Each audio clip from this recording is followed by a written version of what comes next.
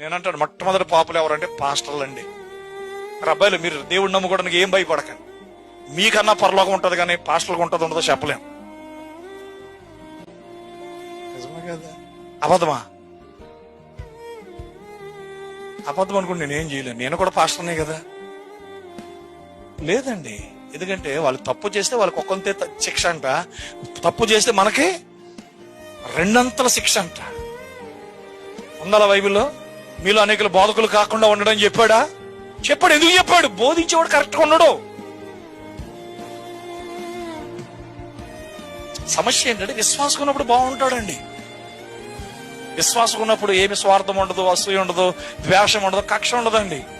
పాస్టర్లు అయిన తర్వాతే వాళ్ళకి కొత్త అయిన కపటబాబు ఆలోచనలు, స్వార్థపూరితమైన ఆలోచనలు, దురాశలు, లోకాశలు అన్ని పాస్టర్లకు వస్తాయి. ఎందుకంటే మొట్టమొదట సాతానుడు పాస్టర్ని పడేస్తే సంఘాన్ని పడే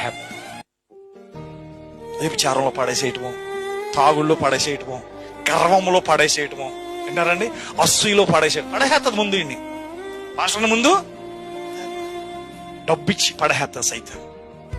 ఇంక ఈ డబ్బే చూస్తాడు తప్ప నేను బోధకుడిని, నేను పాస్టర్, నేను ఇలా డబ్బు కమ్ముడిపోకూడదు, డబ్బు నాకు ముఖ్యం కాదు, నాకు దేవుని రాజ్యం ముఖ్యం అని చెప్తాడండి. డబ్బు నాకు వద్దు అంటాడా?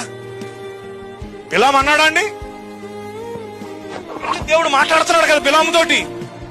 గాడిద చేత కూడా మాట్లాడిచ్చాడు ఆయన. డబ్బు కమ్ముడైపోయిన వాళ్ళు, డబ్బు కక్కుర్తి పడే వాళ్ళు గాడిది కాదు కదా, కుక్క చేత మాట్లాడిచ్చి నేను ఇంకా డబ్బు అలాంటిది. నేను అందుకే నేను చెప్పాను, నాకు సంస్థ కాదు, ఎవడు రూపాయి జీతం ఇవ్వడండి. మీరు ఏమన్నా సంఘంలో కానుకలు ఇస్తే పాస్టర్ పోషించబడాలి, అదే కూలి పని చేసుకోవాలి.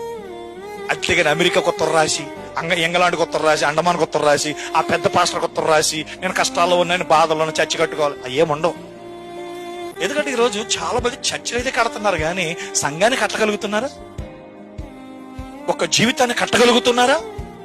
ఒక వ్యక్తి యొక్క జీవితాన్ని నిలబెట్టగలుగుతున్నారా? లేదండి.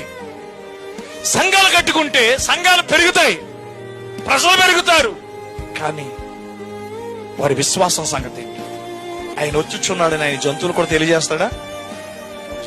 తెలియజేస్తాడండి. ఎక్కడున్నాయి జంతువులు? ఇప్పుడు ఇక్కడే ఉన్నాయి.